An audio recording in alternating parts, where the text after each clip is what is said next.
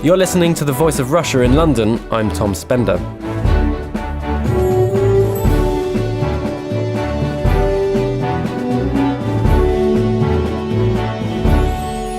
Earlier this month, Prime Minister David Cameron said it was mission accomplished in Afghanistan and told troops there that they could return home with their heads held high.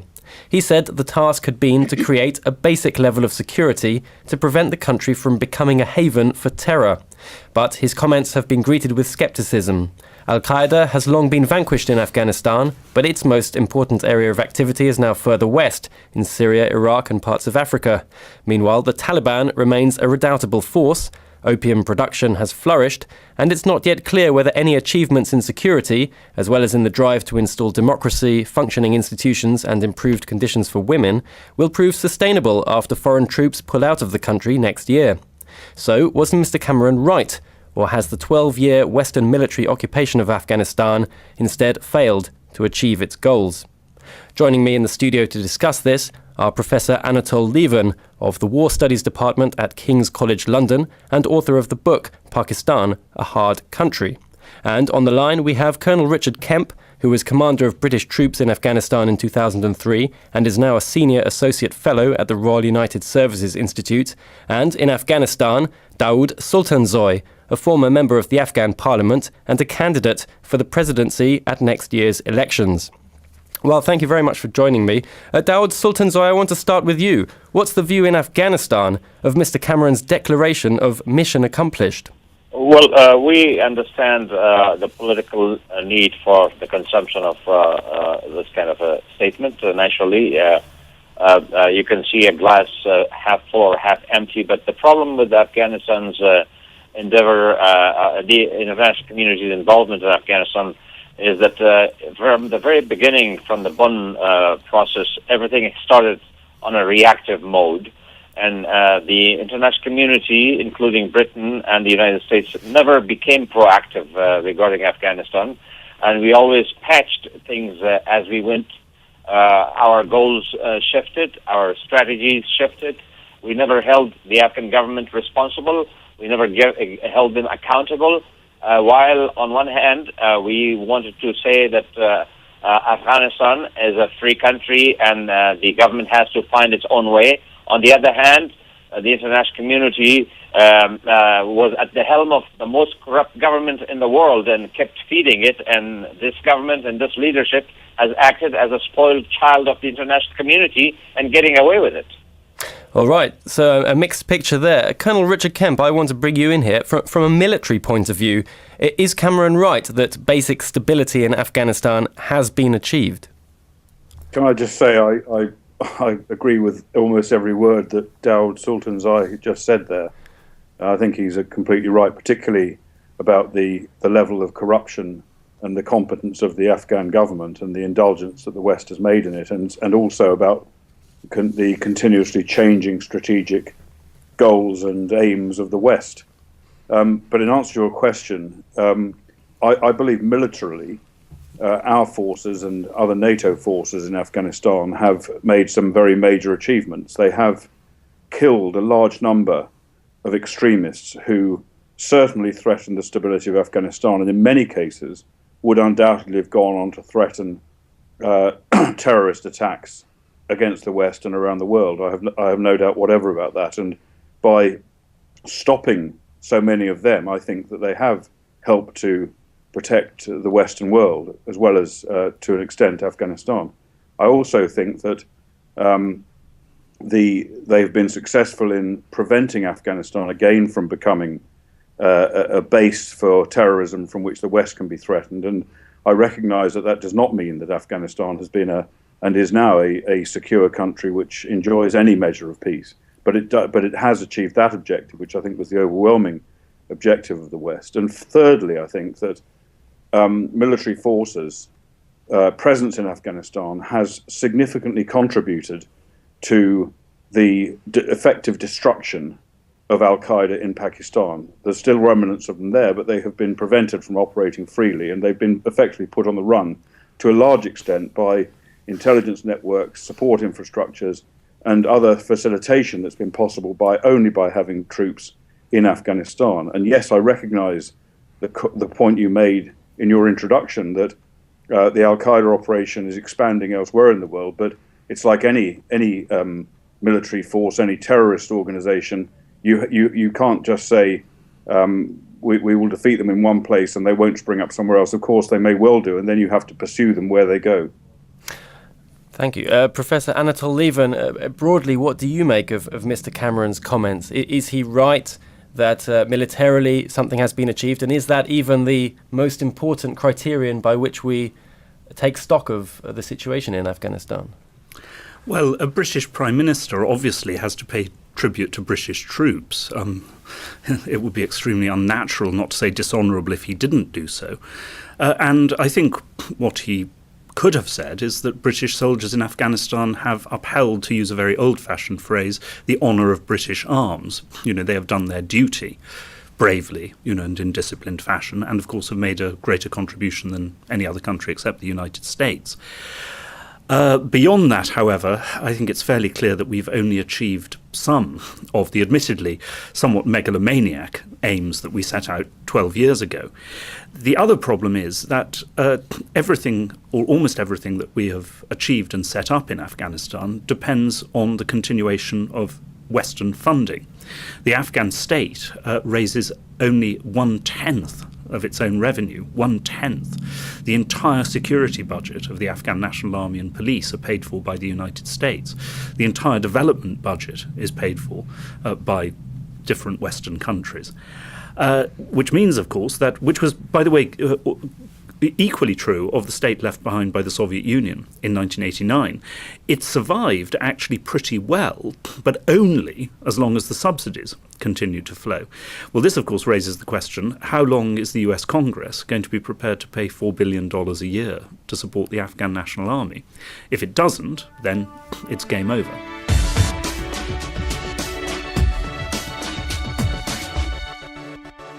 We're joined now in the studio by Dr. Ishtiaq Ahmed, who is a research associate at the Oxford University Centre for International Studies. Thanks for joining us, Dr. Ishtiaq. I just want to ask you, David Cameron said earlier this month that British forces had achieved their mission, had accomplished their mission in Afghanistan, a point of view which has been greeted by some scepticism. Mm-hmm. What do you make of what he said? Well, it is, of course, a premature statement. It reminds us of the similar remarks, made by President Bush, 10 years ago. Because a lot remains to be done in Afghanistan. There are a lot of uncertainties as we speak now. Elections are ahead. What will be the outcome? Talks with the Taliban have not started. And there are legitimate fears in the region that we might see the revival of the similar kind of civil war that took place back in the 90s that led to the creation of Taliban, Al-Qaeda coming in, and all those anarchy in that place and its implications for the region. Daoud Sultanzoy, in Afghanistan, we've heard here about the uncertainty for the future, particularly regarding the budget, ultimately the funding of the Afghan state. What do you make of this? How big is the risk that Afghanistan will slip into anarchy if international troops leave and if international money stops flowing? I think no matter what we say about risks, let's make sure we don't depict a completely hopeless picture, because in every aspect of our comment, when we see a dark cloud overhead, there's also an exit. And I think the exit in this case is the election. If the international community does not hide from its own responsibilities for making sure that there's a transparent election, and if the international community does not, again, allow their spoiled child to behave badly and rig the election, and when the new government comes as a result of a good election, just in corruption alone, we will save $4 billion a year. So the fact that Afghan government is not financially capable of standing on its own feet is true, but also the fact is that there's so much waste and corruption, and if we make sure that the hope is revived in the Afghan population and the hope is revived in the international community, Afghanistan is able to offer hope not only for its own people and for the region, but also for the international community's investment. So we should look at the brighter side also. It all hinges on a very good election that will instill hope and bring confidence back into the population that has been lacking. This self-confidence, let's not underestimate that self-confidence in nations that are at war or in conflict is the most important propelling agent. And this has been lacking in Afghanistan because of the fact that this government and bystanding international community has allowed this government to perpetrate what they have done. And I think there's a lot of hope ahead of us, and I'm sure there's a change coming in Pakistan, India and Pakistan's relation, Iran's new softness, and the possibility of a good election can bring hope and can create a situation where we can start with a clean slate. And if the election is stolen again, and if the election depletes the people from the very little confidence that exists in them, then no matter how many billions of dollars the United States and the rest of the world pours into Afghanistan, it will be going into a black hole, and it will be the continuation of the past 12 years. And what role do you see for the Taliban amid all this, amid the election and amid the hopes for a progressive future? The Taliban's and the Hizb Islami Ahmad's role in the election can be directed to a large extent by Pakistan, by at least some circles in Pakistan, not necessarily all of them in the government, also in the cleric groups and also in the civil society where they can play a role. The religious aspects of the civil society can play a role. At the same time, one has to say that Pakistan's approach towards the Afghan election should be based on their new calculations for a stable Afghanistan. And I think the peace talks and the Taliban's behaviors, they all depend on the future election. One thing that has happened in the past few years has been the void that the performance of the government has created, and the gulf of the distance between the people of Afghanistan and its government has made the Taliban look bigger in this void than they really were. Pakistan knows this, Afghanistan knows this, and Iran knows this. And ironically and sadly, war and conflict has been a very good cover for the corrupt government in Afghanistan. This government doesn't want peace. This government doesn't have the tools to bring peace, and they're hiding behind war. They're using war and conflict as an excuse for their looting and for their poor performance in terms of bringing rule of law and good governance. The Taliban's performance has also been very, very interesting. While this government has been weakening, Taliban they have looked larger than they are. While they cannot offer anything as solutions for the future of Afghanistan, all they have is a claim for Islamic Emirates of Afghanistan. And if we are optimistic, and when we calculate the number of Taliban and their followers, they may not even be close to 500,000 people. The rest of the people are bystanders. They're not siding with the Taliban, nor they're siding with the government of Afghanistan. They're the victims of two sides. And we have to win those people so we can really make sure that Taliban are where they are, and the Taliban will be isolated, and then the Taliban will realize that they have to become part of the peace, not against peace. Colonel Richard Kemp, do you recognise this description of the Taliban, that they've been sort of puffed up into a kind of mega bogeyman to obscure deeper problems in Afghanistan, or are they a serious factor in it for any kind of future arrangement in the country? I think there is an element of correctness in what Daoud Sultanzoy says.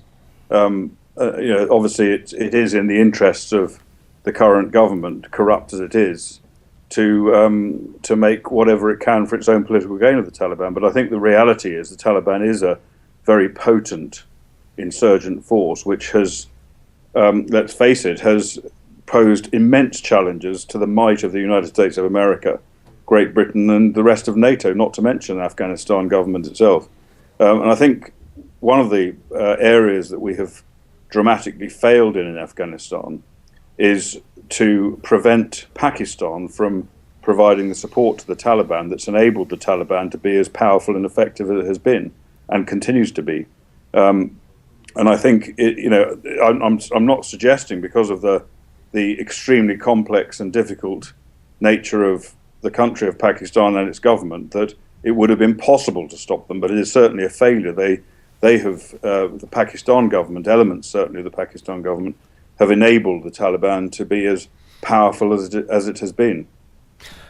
Yes, I want to come to Dr. Ishtiaq Ahmed on that in a second, but I just want to ask, the Taliban do have an office in Qatar. We have heard rumblings about direct negotiations with the Americans. Do you know what stage they are at, and how important is it that there is some kind of a deal in that respect?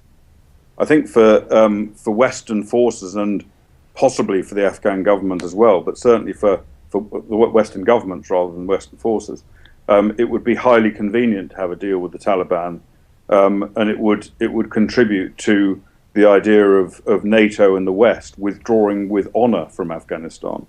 But I'm very sceptical about the reality of that. I think the Taliban is so diametrically opposed to the objectives of the West that I think it's highly unlikely there will be any significant accommodation. Certainly an accommodation that lasts for very long at all with the West. I think there's more hope on the part of Western governments and perhaps some smoke and mirrors and exploitation by the Taliban, and perhaps building some expectations. But I don't think in reality the Taliban have any desire or intent to come to an accommodation.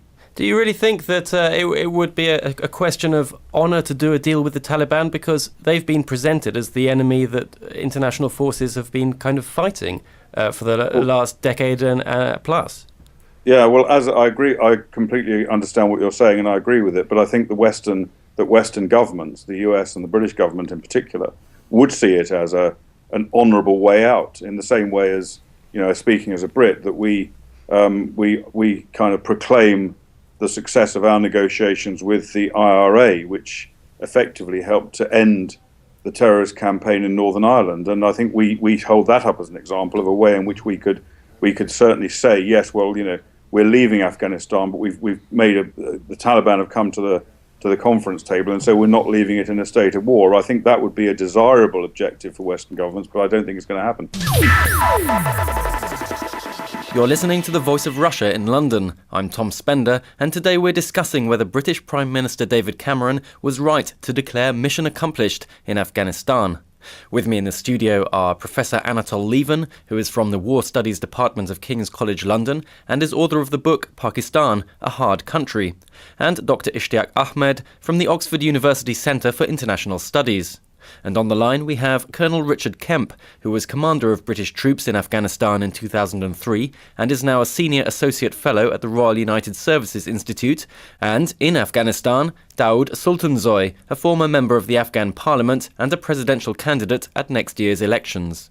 Anatol Lieven, you were in Afghanistan earlier this year. You visited Kabul and also Helmand. Just describe briefly the varying presence of the Taliban in the minds of people in those two places. Well, in Kabul, people are focused above all on next year's elections and what happens.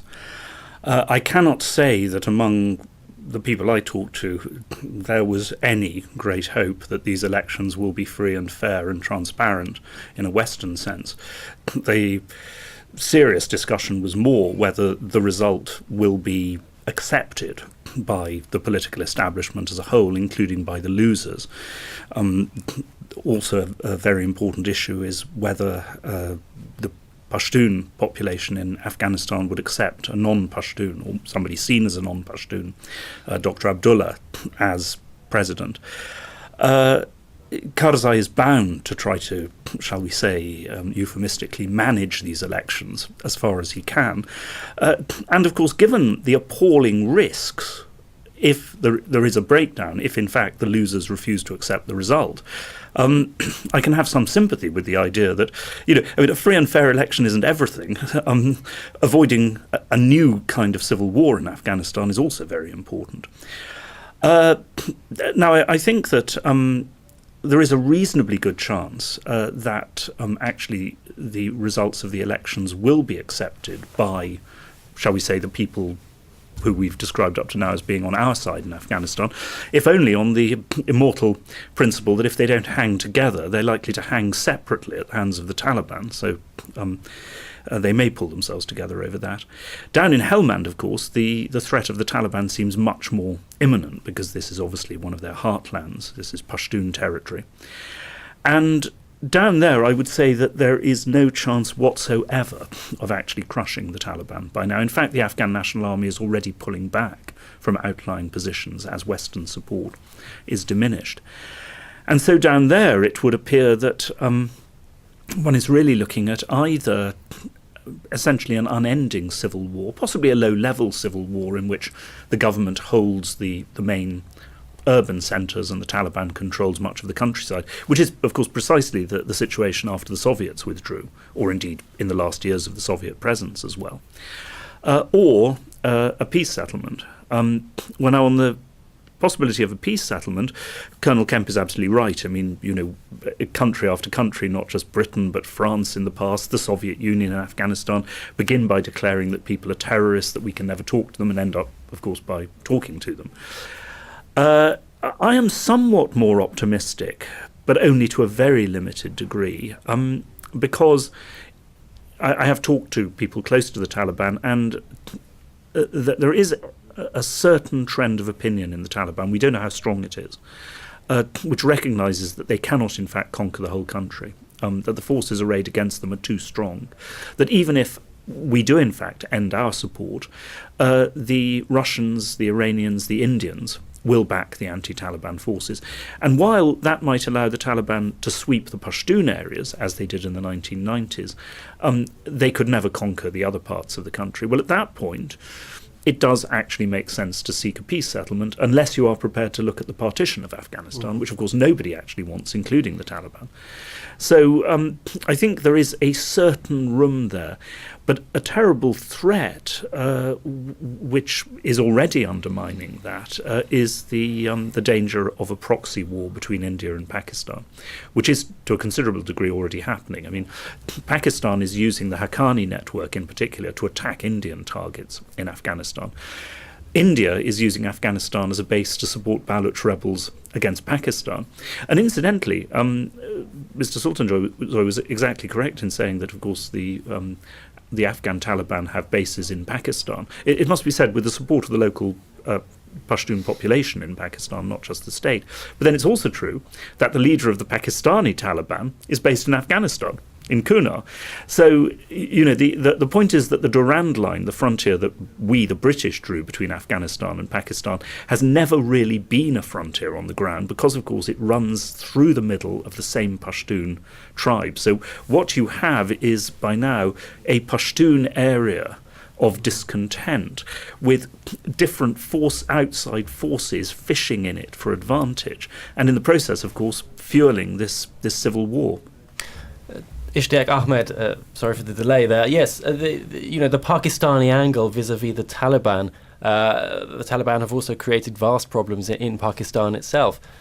What steps are being taken there, and are they proving effective? And unless there is some kind of serious initiative against the against the Taliban in Pakistan, can they ever be dealt with in Afghanistan, do you think? Well, there are two Taliban we are talking about here. One is Afghan Taliban, and then there are Pakistani Taliban. And Anatol was right in saying, Pakistan was seeking strategic depth in the 90s and beyond. And that is why it was helping a host of groups, including the Afghan Taliban. But now somehow there is a role reversal, that Pakistani Taliban leadership, is present in Afghanistan areas, in Nuristan, the Maulvi Fazlullah. But recently it is reported that he has returned to the country. So there are now growing fears in the Pakistani establishment as well, that the sort of games that they were playing, all these couple of decades with the Afghans is coming back to haunt them. And about Pakistan's role in Afghanistan, I think it was important before in terms of peace settlement. It is still important. until and unless, Pakistan prevails, or whatever influence it has on the Afghan Taliban leadership, most of it is based in Pakistan itself, peace process cannot move credibly forward. What we have seen are some meaningful steps taken by the Pakistanis in the last 1 year or so, but somehow, there is some kind of a reluctance, and this is primarily because of the trust deficit that exists, between Afghanistan and Pakistan, or particularly with the Karzai government.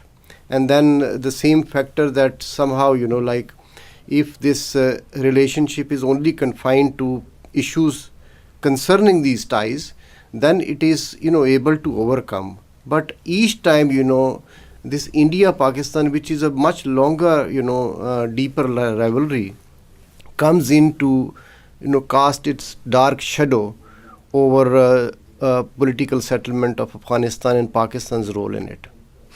All right, Daoud Sultanzoy, I want to ask you about the prospects for a deal between Ahmed Karzai, who's in power at the moment, and the Americans, who appear to be keen to maintain a troop presence in Afghanistan until the year 2024, and may perhaps make the delivery of aid money conditional upon that. What's your view? Is that a good idea? Should Karzai sign that deal, or would it be counterproductive? I see. If I may interject, I think one of the things that should happen, in my opinion, is what happened in Bonn, in the zeal to calm the public and bring confidence in the United States and European public opinion. The international community made a deal, and they divided Afghanistan as a war trophy among those who had been defeated by the Taliban a few years earlier, and that is still going on.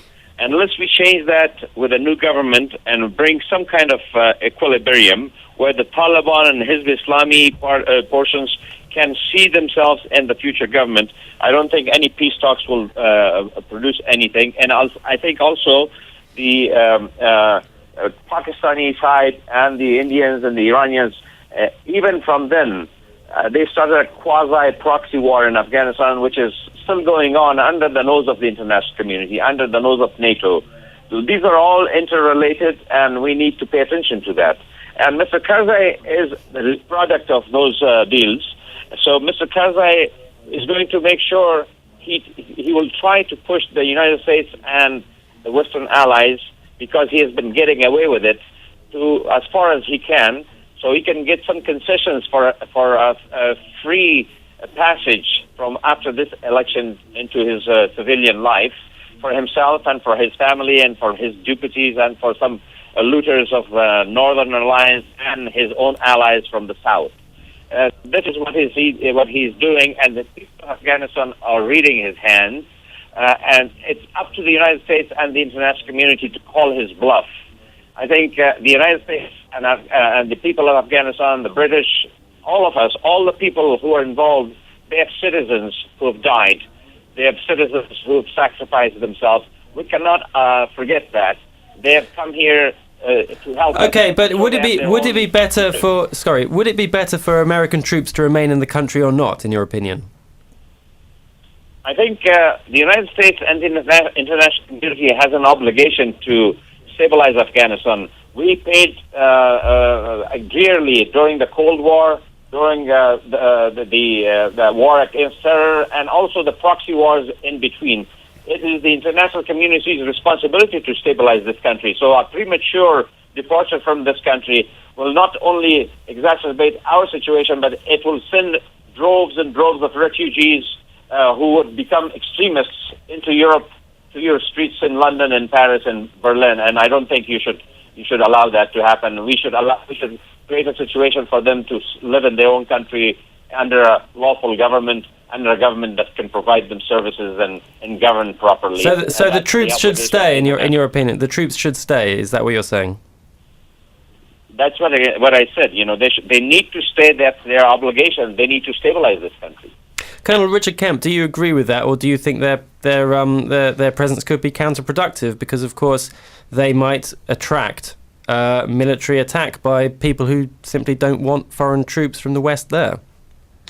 Well, I think the likelihood is that there will be not quite or not anything like such a visible Western military presence in Afghanistan after 2014.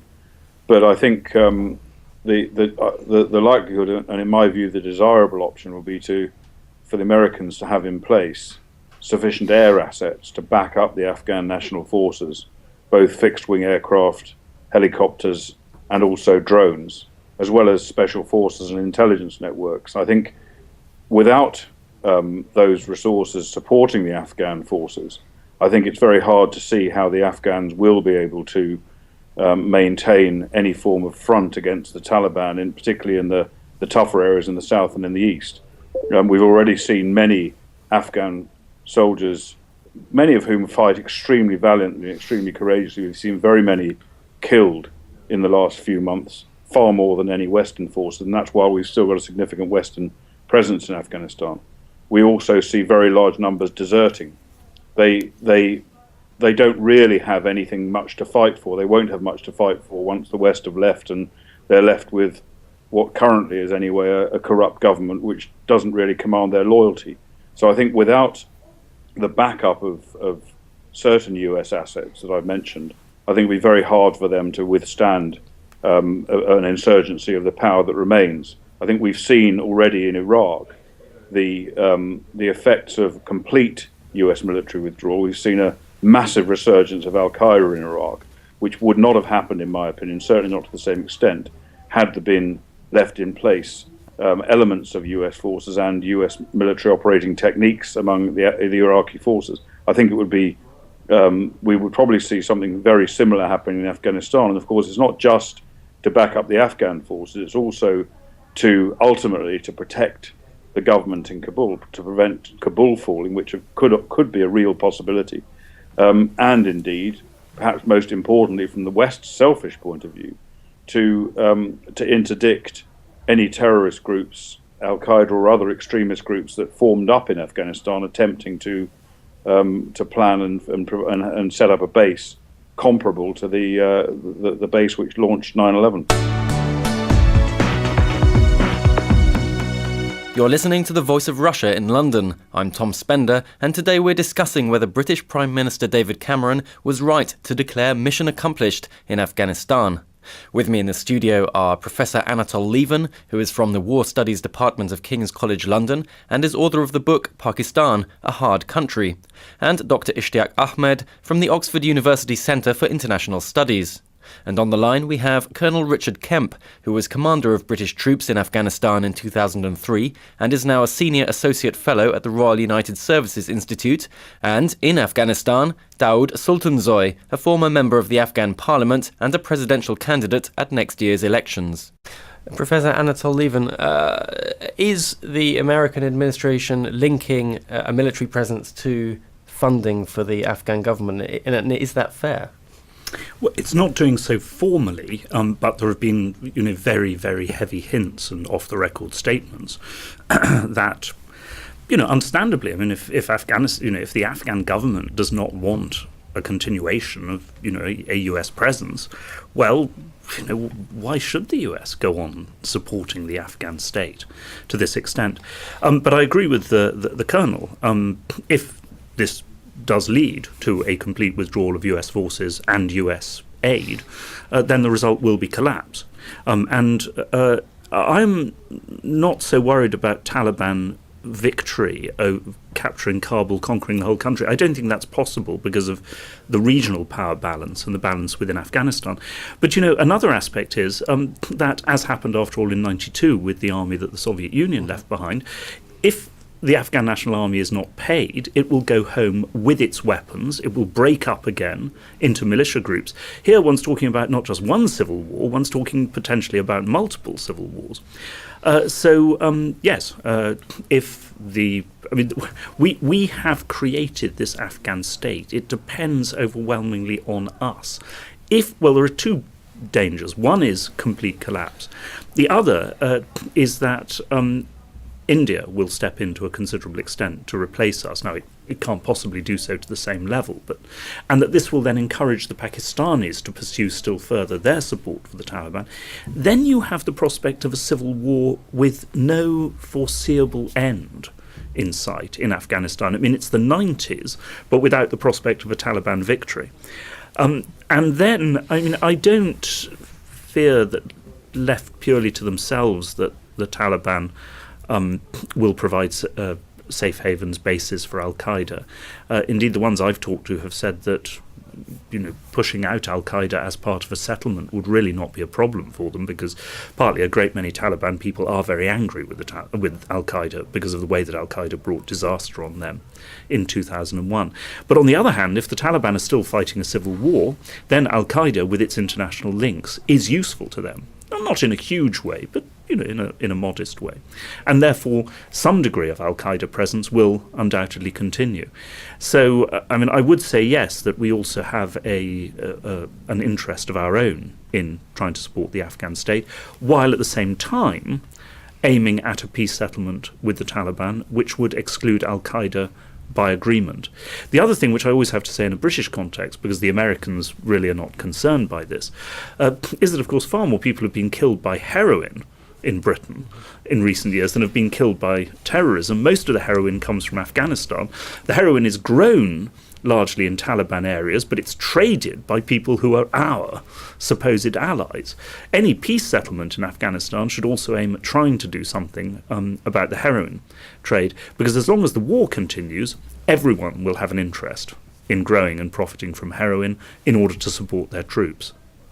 All right, well, an extremely complicated situation. I want to finish up by asking our guests to perform some of the most impossible futurology, if you like. There is a presidential election going to happen in Afghanistan next year, and I want to ask what will be the result of it, and indeed will it take place in a peaceful way? Ishtiaq, Ahmed, what do you think? Well, what I wish is that there should not be a repeat of 2009, because President Karzai was at Oxford Union last month.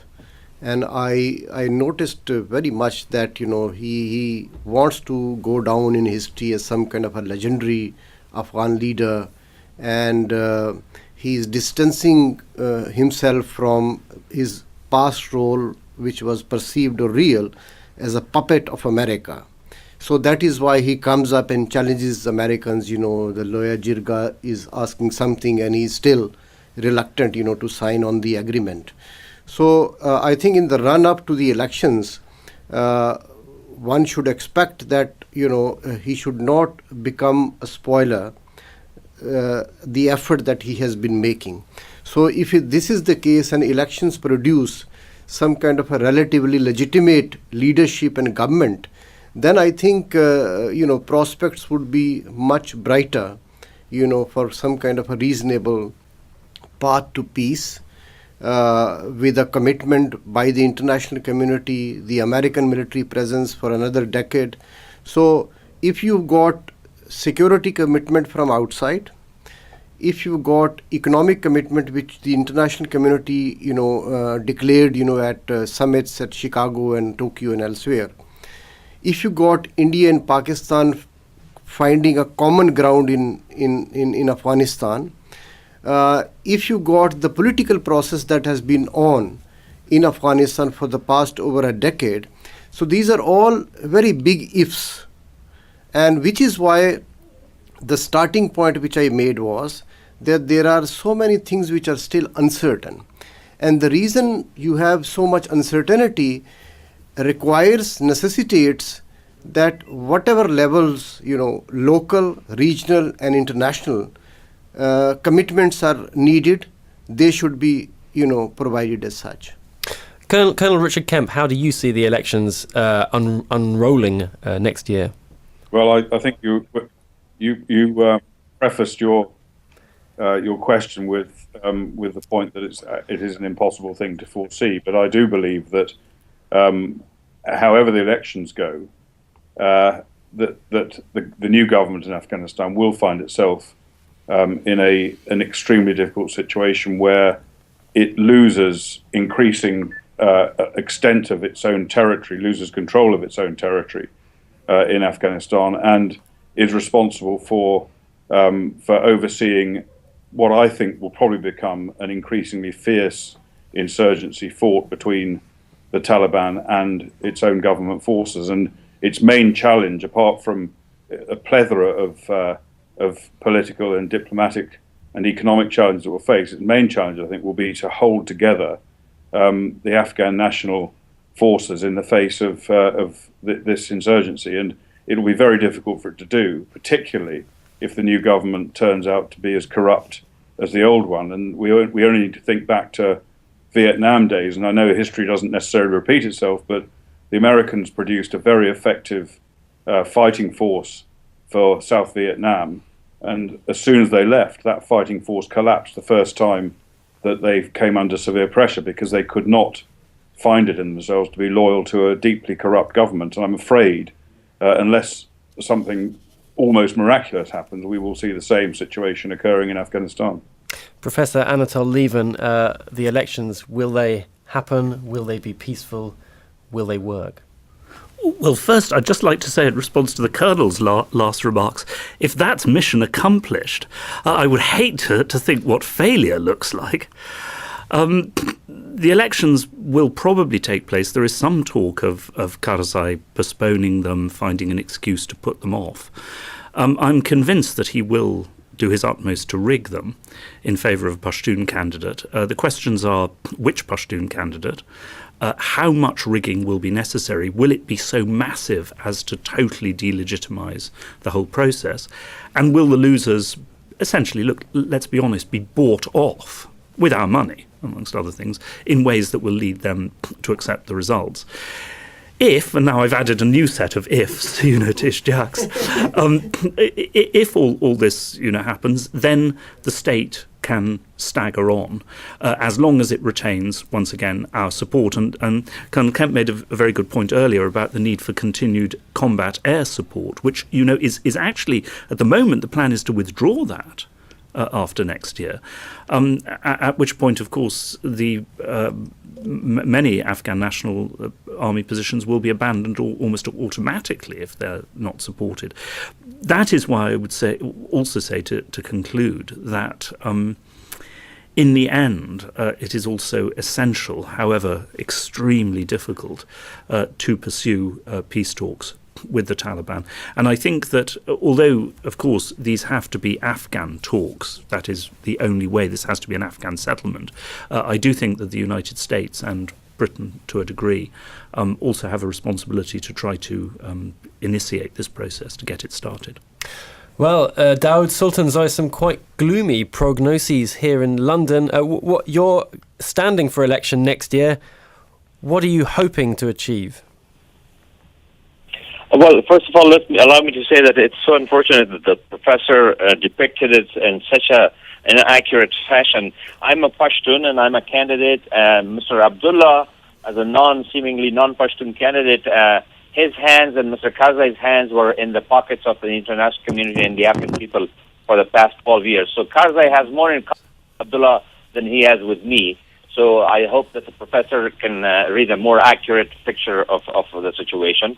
Mr. Karzai, rigging or not rigging, let's talk about the people. The people of Afghanistan do not want a continuation of the past 12 years. It's up to Mr. Karzai to show that he's really releasing his hands from the parachute that brought him to Bonn 12 years ago and leave a legacy. And it's up to the international community to make sure that they do not give us this lip service of saying, we do not interfere in your internal affairs, while they have thousands of troops in this country. They should fulfill their obligations, and they should not hold the umbrella over this government's head while they're perpetrating a rigged election and producing a rigged election.